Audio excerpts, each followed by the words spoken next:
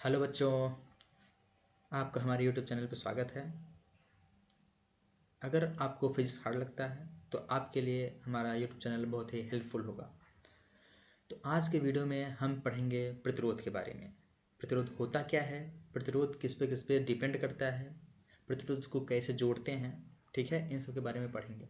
सबसे पहले हम हेडिंग लिखते हैं प्रतिरोध।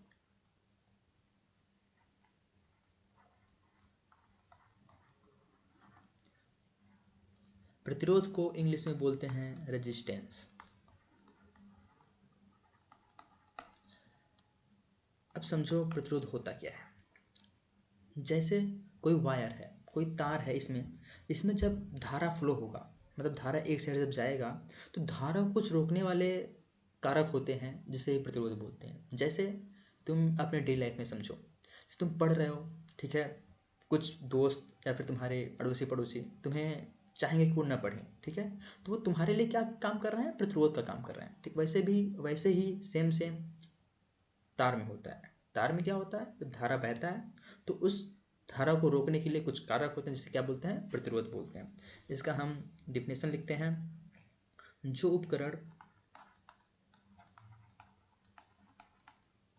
उपकरण विद्युत धारा के प्रवाह का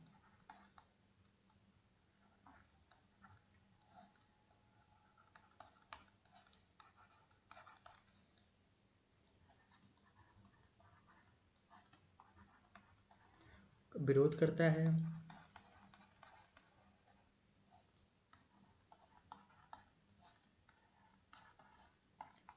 उसे प्रतिरोध कहते हैं।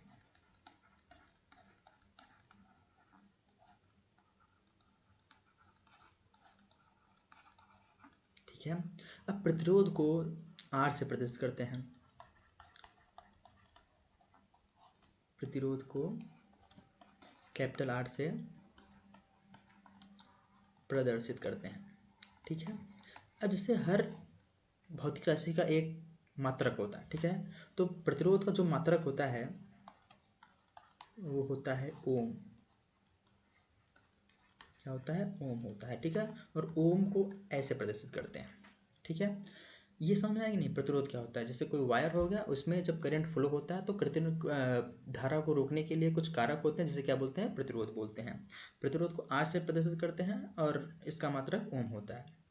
अब देखो, जैसे मान लो ये कोई वायर हुआ, ठीक है, अब समझो, मान लो इसकी लंबाई कितना है, एल है, और इसका ये अनुप्रस्थ काट होता है, अनुप्रस्थ काट का क्षेत्रफल होता है, इसे ए से प्रदर्शित करते हैं। ठीक है, तो प्रतिरोध इस पे डिपेंड कैसे करेगा। जैसे ये समझो, आर जो होता है इसकी लंबाई के अनुक्रमानुपाती होता है। जैसे इस तार का लंबाई कितना है, एल है, तो आर प्रोपोर्शनल एल होगा, इक्वेशन नंबर फर्स्ट। ठीक है, इसका जो अनुप्रस्थ काट का क्षेत्रफल ये है, इसके व्युत्क्रमानुपाती होता है, आर प्रोपोर्शनल 1/a होता है। ठीक है, इक्वेशन नंबर सेकेंड। ठीक है, अब इस क्वेश्चन नंबर फर्स्ट और इक्वेशन नंबर सेकेंड जब हम कंबाइन करेंगे तो यहाँ से हो जाएगा आर प्रोपोर्शनल L/a। ठीक है, अब होता क्या है कि इस प्रोपोर्शनलिटी को साइन का हटाने के लिए एक हम कांस्टेंट लेते हैं। ठीक है, तो हमने एक कांस्टेंट लिया, आर बराबर रो L/a। ठीक है, इसे रो बोलते हैं, इसको क्या बोलते हैं, रो। ठीक है, और इसे बोलते क्या है, इसे बोलते हैं विशिष्ट प्रतिरोध। विशिष्ट प्रतिरोध। प्रतिरोध एल क्या है, एल है तार की लंबाई,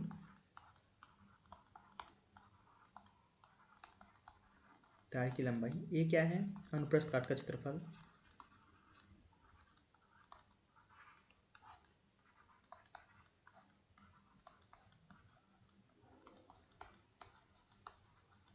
अनुप्रस्थ काट का क्षेत्रफल। ये समझ में आया कि नहीं। अब देखो, यहाँ देखो, अब तुम्हें ये पता है आर का प्रतिरोध का मात्रक क्या होता है, ओम होता है, ओम। ठीक है, अब ये विशिष्ट प्रतिरोध का मात्रक क्या होगा, हमने इसको रो ही लिखा। ठीक है, गुड़े, आर क्या है, लंबाई है, लंबाई का मात्रक क्या होता है, मीटर। ठीक है, और एरिया क्षेत्रफल, क्षेत्रफल का मात्रक क्या होता है, मीटर स्क्वायर। तो यहाँ से क्या होता है, मीटर स्क्वायर। ठीक है। 1 मीटर कट जाएगा तो यहाँ से रो का मात्रक आ जाएगा, होता इसका मात्रक होता है ओम मीटर। इसका मतलब जो विशिष्ट प्रतिरोध होता है उसका मात्रक क्या होता है, ओम मीटर। ये सबको समझ में आया कि नहीं?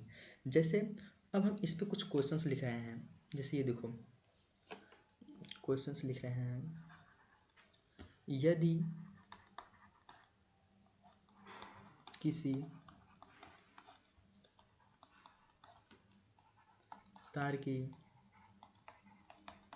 लंबाई 2 गुना कर दिया जाए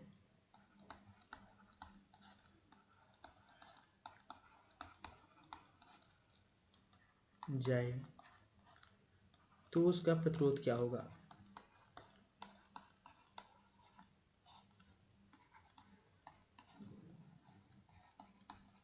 क्या होगा? ठीक है। अब पहले का जो प्रतिरोध है वो दिया है, उसका पहले का प्रतिरोध आ रहा है, ठीक है। तो हमें लिखते हैं हल। ठीक है, अब इसका सलूशन क्या होगा समझो। जैसे मान लो ये कोई प्रतिरोध है, ये कोई तार है जिसकी लंबाई L है, इसका एरिया क्या है, A है, ठीक है। और ये कोई तार है दूसरा, अब समझो, अब इसकी लंबाई क्या कर दिया है, 2 गुना कर दिया जा रहा है।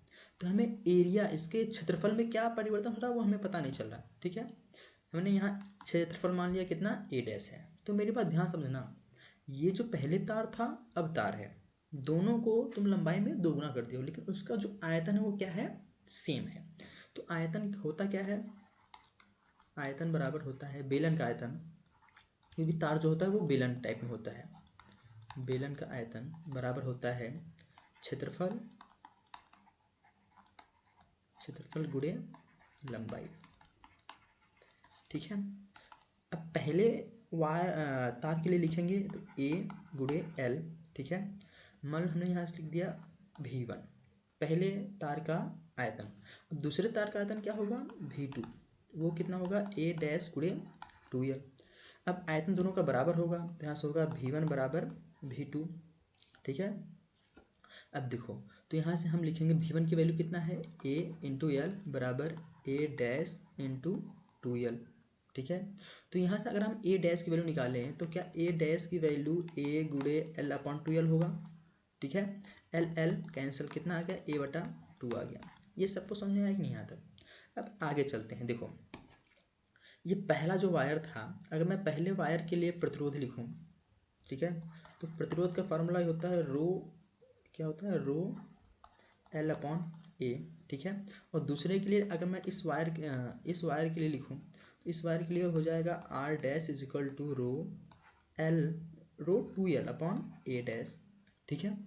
तुम्हें इसकी वैल्यू निकालना है तो मेरी बात ध्यान समझना, R डैश, ठीक है, रो 2L अपॉन A डैश की वैल्यू कितना है, A बटा 2, तो मैंने लिखा A बटा 2, ठीक है। तो देखो अब क्या होगा, इसका मल्टीप्लाई सबसे ऊपर होगा, ठीक है। तो ये हो जाएगा rho into 2 into L into 2 upon A, ये कितना आ जाएगा, ये होगा 2 दूना 4, 4 रो L अपॉन A, ये R डैश की वैल्यू आ गया, ठीक है। और R की वैल्यू ये है। तो अगर इक्वेशन नंबर इससे फर्स्ट मान रहे हो, इसे इक्वेशन नंबर यहाँ से R डैश, इसे इक्वेशन नंबर सेकंड मान रहे हो, तो दोनों को डिवाइड कर दो। तो यहाँ से डिवाइड करेंगे R अपॉन R डैश बराबर, यहाँ से होगा रो L अपॉन A, ठीक है। यहाँ से कितना हो जाएगा, 4 रो L अपॉन A, ठीक है। इतना समझ में आई नहीं? अब देखो, अब इसको सॉल्व कर कैसे करेंगे, बात ये आता है जैसे, ठीक है। अब ये समझो पहले, अगर यहाँ है A बटा B होल बटा C बटा D, तो इसमें इस कंडीशन में होता क्या है, ये D का मल्टीप्लाई सबसे ऊपर होता है, A में होता है, और B का मल्टीप्लाई C में होता है। तो सेम सेम जस्ट यहाँ भी A का मल्टीप्लाई सबसे ऊपर, ठीक है, और इसका मल्टीप्लाई इधर, तो यहाँ से हो जाएगा R अपॉन R डैश बराबर रो एल गुड़े A, ठीक है, अपॉन 4 रो एल गुड़े A, ठीक है। देखो A cancel, rho L cancel, कितना बचा, 1/4 बचा, ठीक है। यहाँ से आ गया R अपॉन R डैश बराबर 1/4 आ गया। अब इसका मल्टीप्लाई इधर, इसका मल्टीप्लाई इधर, तो यहाँ से R डैश की वैल्यू क्या आ जाएगा, 4R आ जाएगा। इसका मतलब पहले प्रतिरोध कितना हो जाएगा, 4 गुना हो जाएगा। मतलब यदि किसी तार की लंबाई 2 गुना कर दिया जाएगा तो उसका प्रतिरोध 4 गुना हो जाएगा, ठीक है। ये समझ में आया कि नहीं? अब हम देखेंगे कि प्रतिरोध को जोड़ते कैसे हैं। संयोजन का प्रतिरोध का संयोजन,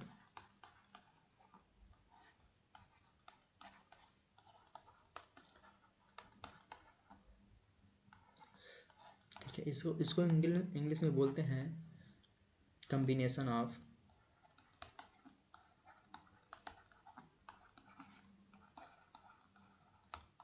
रेजिस्टेंस,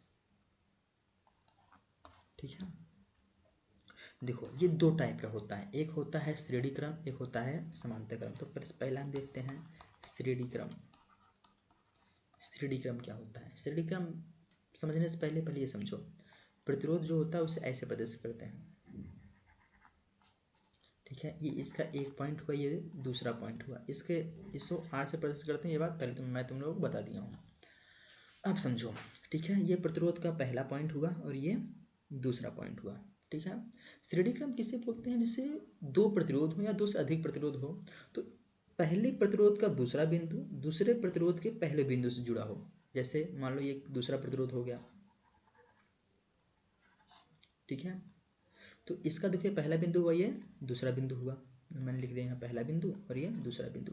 और इस प्रतिरोध का ये R1 मान लो, ये R2, इस प्रतिरोध का ये पहला बिंदु हुआ और ये दूसरा बिंदु हुआ। तो मतलब अगर पहले प्रतिरोध का दूसरा बिंदु अगले प्रतिरोध के पहले बिंदु से जुड़ा रहेगा तो उसे क्या बोलेंगे? श्रेणी क्रम, ठीक है। जैसे इन दोनों को ऐसे जोड़ेंगे, देखो,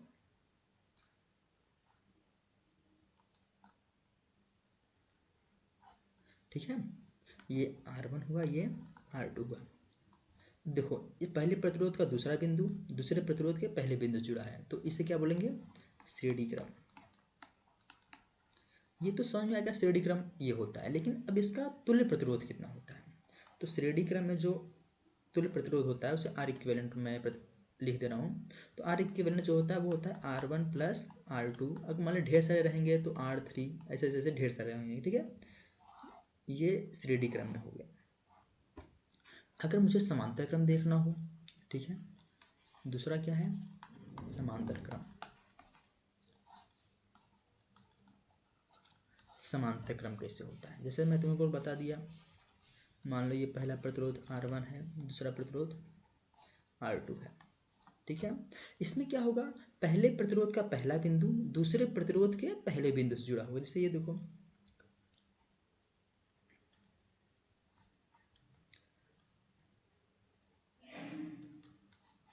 मान लो ये R1 है, ये R2 है। देखो R1 का पहला बिंदु हुआ, ठीक है, तो R2 का भी ये पहला बिंदु हुआ कि नहीं? ठीक है। और R1 का ये दूसरा बिंदु और ये R2 का दूसरा बिंदु। अगर इस प्रकार से जुड़े रहेंगे तो उसे समांतर क्रम बोलेंगे, ठीक है। अब समांतर क्रम में तुल्य प्रतिरोध कितना होगा? तो समांतर क्रम में जो तुल्य प्रतिरोध होता है वो R1/R equivalent is equal to 1/R1 plus 1/R2। ऐसे अगर ढेर सारे रहेंगे तो ऐसे सबको जोड़ देंगे। ये सबको समझ में आया कि नहीं? ठीक है। जिसको भी कुछ ना समझ में आए वो तुरंत कमेंट करेगा, मैं तुरंत फिर से समझाऊंगा दूसरा वीडियो बना के। अब समझो, जैसे मैं एकदम इजी इजी क्वेश्चन स्टार्ट कर रहा हूँ। सबसे पहले इसमें देखो पहला क्वेश्चन, जैसे मान लो ये कोई त्रिभुज है, ठीक है।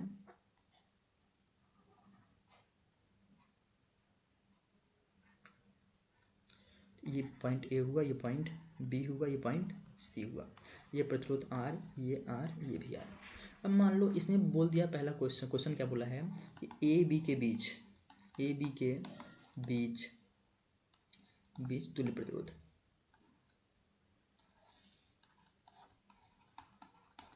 तुल्य प्रतिरोध कितना होगा बताओ, ठीक है। तो अब देखो ये क्या है? ए है, ये क्या है? बी है। अब तुम पहचानोगे कैसे कौन सा श्रेणी क्रम है, कौन सा समांतर क्रम है? तो मेरी बात ध्यान समझना, जिस दो बिंदु के बीच निकालना हो, एक बिंदु से दूसरे बिंदु तक जाओ सीधा। अगर देखो ए बी के बीच में प्रतिरोध निकालना है तो मैं ए से सीधा कहाँ गया? बी के बीच गया। तो एक प्रतिरोध है तो इसे छोड़ दो, ऐसे छोड़ दो इसको। अब देखो मैं दूसरे रास्ते से जा रहा हूँ तो इसमें दो प्रतिरोध मिले हैं, ठीक है। अब देखो दो प्रतिरोध मिले हैं तो इस प्रतिरोध का देखो दूसरा बिंदु है ये, और इसका पहला बिंदु। जब पहले प्रतिरोध का दूसरा बिंदु दूसरे प्रतिरोध के पहले बिंदु से जुड़ा होता है तो उसे क्या बोलते हैं? श्रेणी क्रम। बहुत बढ़िया, ठीक है। तो मतलब ये और ये प्रतिरोध किसमें जुड़े हैं? श्रेणी क्रम में। और श्रेणी क्रम में 1/R इक्विवेलेंट होगा R1 प्लस R2, ठीक है। तो तो यहाँ से हो जाएगा आर प्लस आर, तो कितना हो जाएगा ये 2r हो जाएगा। ठीक है, अब इनका इक्विवेलेंट 2r आ गया, तो इसको मैं ऐसे लिख सकता हूँ, देखो a हुआ, ये b हुआ। ठीक है, ये r है। अब इनके इसके स्थान पे मैं लिख सकता हूँ 2r। ठीक है, अब देखो इस प्रतिरोध का पहला बिंदु, इस प्रतिरोध का पहला बिंदु, दूसरा बिंदु b से, दूसरा बिंदु b से, तो अब ये किस में हुआ, समांतर क्रम में। तो समांतर क्रम में 1/r equivalent is equal to 1/r1 plus 1/r2। ठीक है, तो 1/r प्लस 1/2r। तो यहाँ से देखो एलसीएम लेंगे, r और 2r का एलसीएम 2r, r से डिवाइड करेंगे 2 बार जाएगा, तो 2 1 का 2 प्लस 1, तो यहाँ से कितना आ जाएगा 3/2r। ये देखो 3/2r जो आया है, इसकी ये इसकी वैल्यू है 1/r इक्विवेलेंट की वैल्यू है 3/2r, लेकिन तुम्हें r इक्विवेलेंट की वैल्यू निकालना है, तो इसका मल्टीप्लाई इधर, इसका मल्टीप्लाई इधर, r का मल्टीप्लाई इधर, तो यहाँ से हो जाएगा 3r equivalent is equal to 2r। हमें r इक्विवेलेंट की वैल्यू चाहिए इज इक्वल टू 3/2r। ये a और b के बीच में आ गया प्रतिरोध। ठीक है, ये सबको समझ में आया कि नहीं।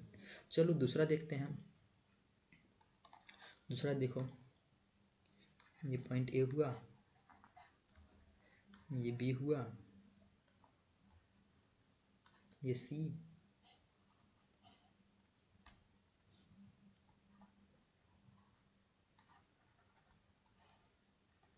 ठीक है, मान लो डी। अब इसने पूछ रहा है किसके बीच, ए सी के बीच बताओ। ठीक है, ए सी के बीच जैसे मान लो ये 2r प्रतिरोध दिया है, ये कितना दिया है r दिया है, ये कितना दिया है r, ये r और ये r। ठीक है, अब फिर वही खेला करो कि ए और सी के बीच में निकालना है। तुम ए और सी के बीच में सीधा जाओ, तो एक प्रतिरोध तो इसे छोड़ दो। अब इस वाले 5 से जाएंगे 2 प्रतिरोध, तो ये किस में हो जाएंगे, श्रेणी क्रम में। इस वाले 5 से जाएंगे तो ये भी श्रेणी क्रम में। तो इसको जब मैं ऐसे लिख रहा हूँ, ध्यान समझना, ये ए हुआ, ये सी हुआ। ठीक है,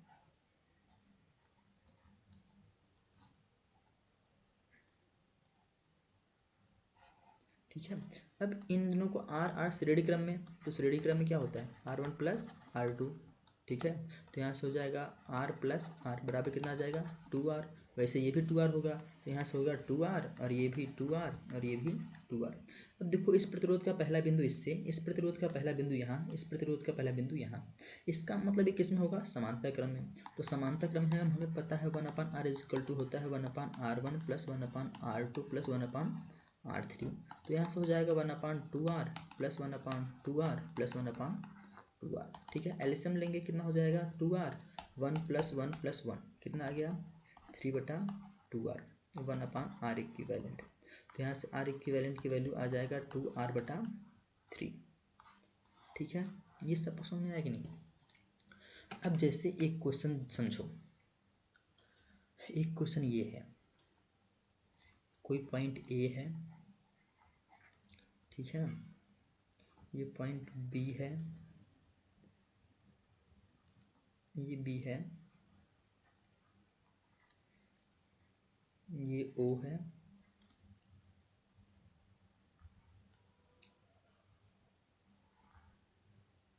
नहीं ये जॉइंट नहीं है, इसको भी छोड़ दो इसे। ठीक है,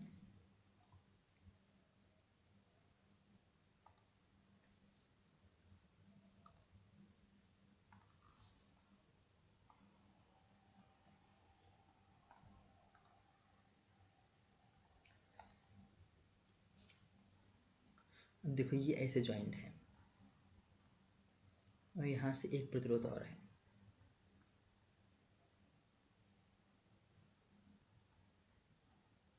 ऐसे जॉइंट है, ये पॉइंट सी है। ठीक है, अब मान लो ये 5 दिया है, ये 5 दिया है, ये 2.5 दिया है, ये 5 दिया है। ठीक है, पूछ क्या रहा है, ए और सी के बीच तुल्य प्रतिरोध किसके बीच पूछ रहा है, ए और सी के बीच। ये भी ऐसे जॉइंट ही है।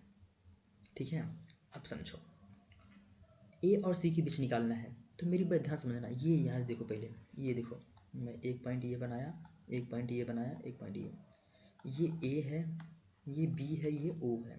तो ध्यान समझो पहले, ये देखो ये है क्या एक्चुअली, ये किस क्रम में, तुम्हें ये पहचानना है पहले। ये 5 है, ये 5 है, ठीक है। क्या अगर मैं इन दोनों के यहाँ पे कोई प्रतिरोध तो है नहीं, तो क्या इन दोनों को मैं ऐसे लिख सकता हूँ, ए, ये मान लो ओ हुआ,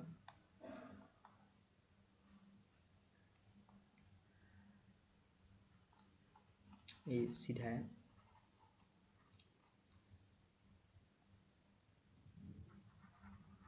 ठीक है।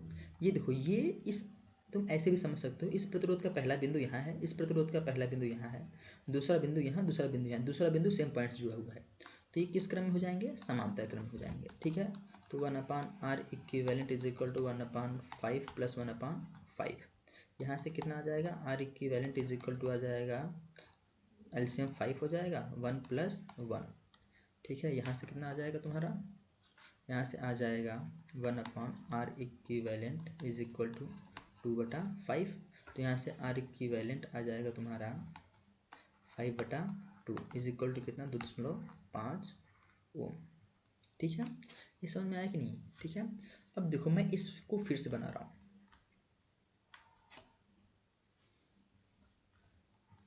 ये हुआ, ये यहाँ पे बना हुआ, ठीक है।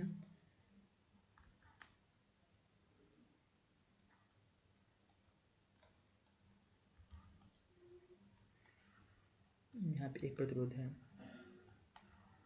ये 5 ओम है, ये 2.5 है, ये भी 2.5 है, ये कितना है, ये सी है, ठीक है। अब बताओ, अब ए और सी के बीच निकालना है, तो ये किस क्रम में है, ये श्रेणी क्रम में, और ये समांतर क्रम में, तो r प्लस 2.5 कितना हो जाएगा, 5 हो जाएगा, ठीक है। ये हुआ,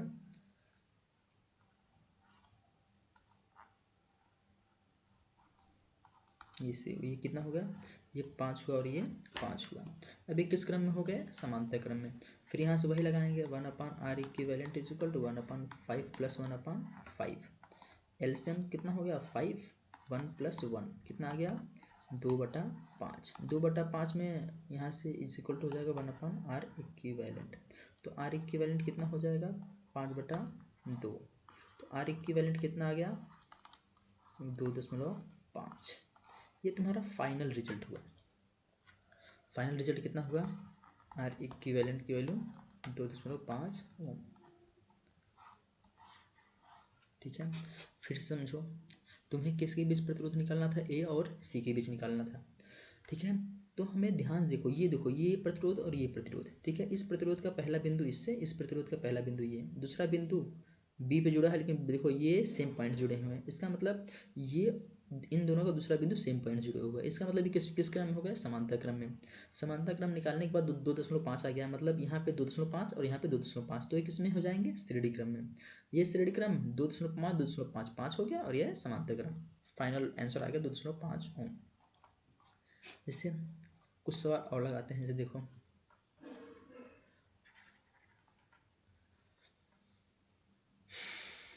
पॉइंट ए हुआ,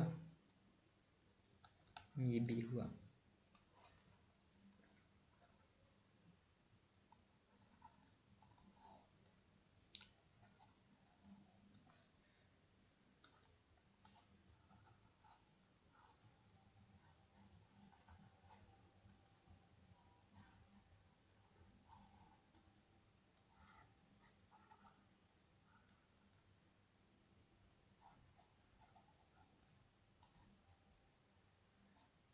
ठीक है। जैसे इतना ही देखो, ठीक है। अब समझो ये किस क्रम में तुम्हें दिख रहा है, जैसे मान लो ये सब आर आर है, आर आर आर आर, ये आर, ये आर, ये आर, ठीक है। ये सारे किस में है, समांतर क्रम में, ठीक है। तो 1 2 3 4 5, तो यहाँ से जो 1/r इक्विवेलेंट जो आएगा वो होगा 1/r plus 1/r plus 1/r plus 1/r plus 1/r, ठीक है, बराबर एलसीएम कितना आ गया, 5, एलसीएम कितना आ गया, आर हो गया, यहाँ से 1+1+1+1+1, ठीक है। तो यहाँ से आर इक्विवेलेंट कितना आ जाएगा, r/5, ठीक है। ये समझ में आया कि नहीं। अब यहाँ से कितना हो जाएगा, यहाँ से हो जाएगा आर इक्विवेलेंट r/3, क्योंकि ये भी किस में है, समांतर क्रम में है। तो अब देखो ये r/3 किस क्रम में हो जाएंगे, तुम्हारा श्रेणी क्रम में हो जाएंगे, ये हुआ, ये बी हुआ। ये कितना आ गया, आर बटा 5 और आर बटा 3। अब ये किस में हो जाएंगे, श्रेणी क्रम में, तो हो जाएगा आर बटा 5 प्लस आर बटा 3। एलसीएम ले लो, 15 पंते 15, 3r प्लस 5r बराबर कितना, 8r बटा 15। और इक्विवेलेंट की वैल्यू कितना, 8r बटा 15 आ गया तुम्हारा। ठीक है, अब मैं कुछ होमवर्क देता हूँ। ठीक है, तुम लोग होमवर्क करके आना, करना, जो ना समझ में आए उसे कमेंट करना, मैं बताऊँगा। ठीक है, इससे पहला क्वेश्चन देखो।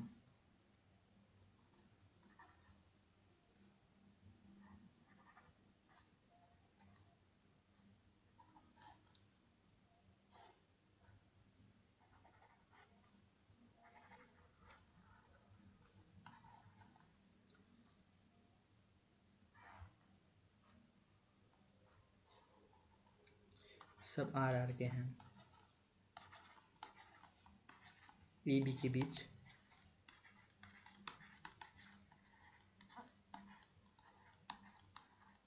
तुल्य प्रतिरोध। ठीक है, दूसरा क्वेश्चन लिखो। ए हुआ,